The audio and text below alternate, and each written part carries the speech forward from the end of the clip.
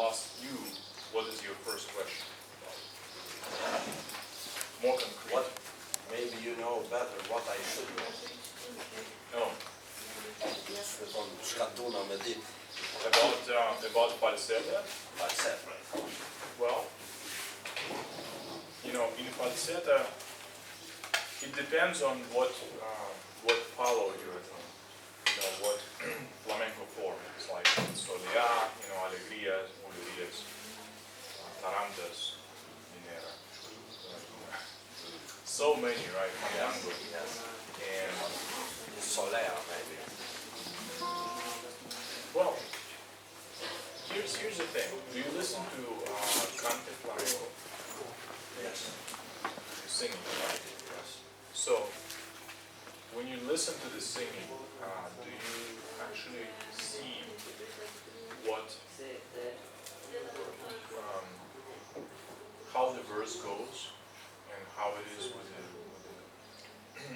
with the guitar? Like, what is the harmonic progression there, and how long? So, what's the structure?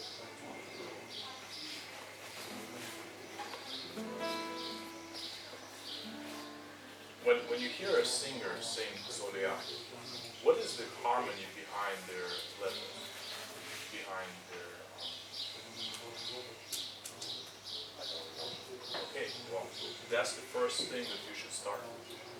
You should, if you want to develop, you know, falsetto of your own, then first thing you need to listen to the singer, to singers, and pick the ones that you really like, the structure, that seems elegant, and see where they go harmonically.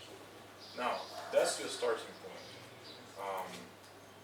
Hear the melody and hear the harmony, and understand how it fits in timing. Then you can search for substitutions of certain harmonies and just different, how do you say, inversions of the chords, you know, different ways of maybe modifying the harmony a little bit to add, you know, like a ninth, sixth, seventh, some in the chord, right? And then think about how the melody will go in your falsetto. So first, you know, once you choose the harmony, the structure, think about the melody, how you want it to go. So sing it to yourself. Don't even play with guitar. Just try to sing something. Maybe accompany yourself with the chords and sing the melody. Now put the melody together with the harmony, and see if you can do it in a way that's interesting, or not even interesting, just in a way that's organic to you. Right? So that's something that I would do. And if you don't want to go with singing, which I really recommend, you can always listen to, for example, falsetto by Sabicas or Paco or Vicente, you know, anybody, Tomatito, and see if you like something that they do. Well, obviously you will. Yeah, and then afterwards, try to copy that structure and maybe make it your own. You know, it's very difficult to get away from that music because you choose it because you like it. So you kind of gravitate towards that that melody maybe. But try to do something that is your own, but based on that structure. Yeah, so that'll be good. Okay. Now, in terms of which falsetto where, I think this is very open, but again, I think your listening to cante, to singing, is your guideline. So, how that develops. And if you really into flamenco, maybe see how the dance goes. So where you might have a little bit of rhythmic, you know, modulation. Gerardo Núñez is very good for that. For example, the Seguiría de Mache. Yeah, listen to that and see it pretty much follows the dance of Seguiría. without this knowledge of dancing and singing, I don't think you can compose very well. I mean, it's going to be good, but it's not going to be a real flamenco, right? Yeah. So, any questions about what I said, or Maybe for the right hand. Okay, great. If I'm Sure. doing,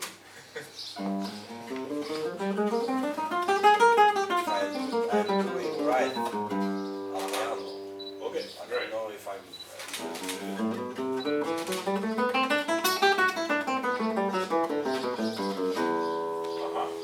Okay, so in scales in appaiando, what you want to do is use your natural movement of the finger. So, meaning that there is nothing like this, complex movement. So, basically, how do you drum on it? Right? It's just a very, very simple movement. You go straight into the palm, so there is no turn in the finger anywhere. So, this is something that you have to avoid always. Complex and unnecessary complexity in your playing. Right? So, what is the most easy way of plucking the string? Is basically to step on it. But you see, what you are doing now is kind of like this. You are throwing the finger on it. What I want you to do is just to step on it.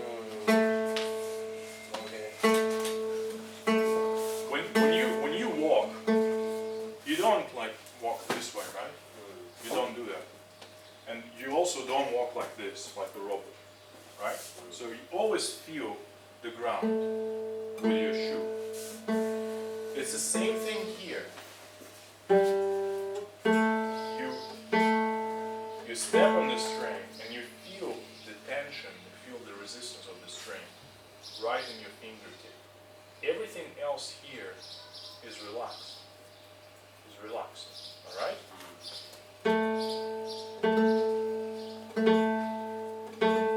Now, I recommend that you don't throw a finger on the string, but step on it. That's right. Once you step, once you feel the resistance, give it a little extra push. Yeah, it's much more controlled because you always get a sensation that tells you, okay, I'm in the right place, I got it. So there's more feedback to your brain, more feedback. You understand? Yes. Okay, great. Now, when I play appaiando, I don't feel comfortable on the string that I play on. I feel comfortable on the string I step on.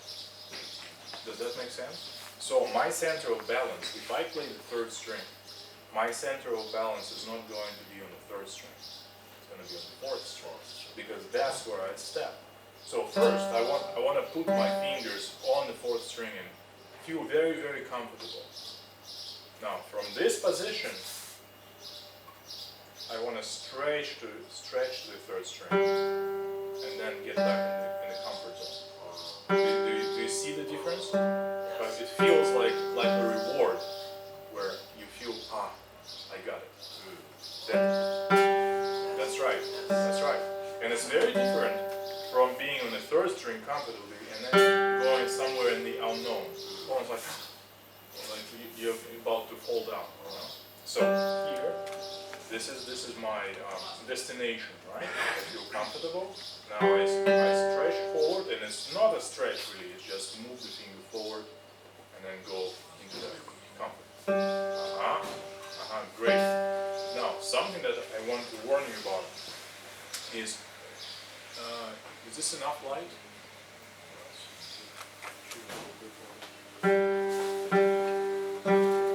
Something that I want to warn you about is you should not play with straight fingers in your right hand. Because when you straighten the fingers, you have very little control over how the finger returns. it's very easy to pluck with straight finger, but returning without doing something very complex is very difficult. So, if your finger is this way, it's easier to move it out than this way. The next movement. Yeah, exactly, exactly. So, if your finger is kind of curled a little bit this way, right? It's better. It's better. So all you have to do is move the knuckles higher. And this way you can still step on the string and you can feel very comfortable. And the return happens much more naturally. You basically relax the finger and it goes back. Whereas here, if you do this, if you relax the finger, you're gonna hit the next string. That's the problem. So you always need to train this movement of To turn it back. to turn it back. Yeah. So it's kind of it goes up and down. It's a circle. It's a circle, right? Now, where do you want to end up? You don't want to end up here because the next time you have to play, you have to cover this distance first to the string. So you need to go right above the string, right above. Now, what's the best way of practicing that? Play staccato. Always staccato.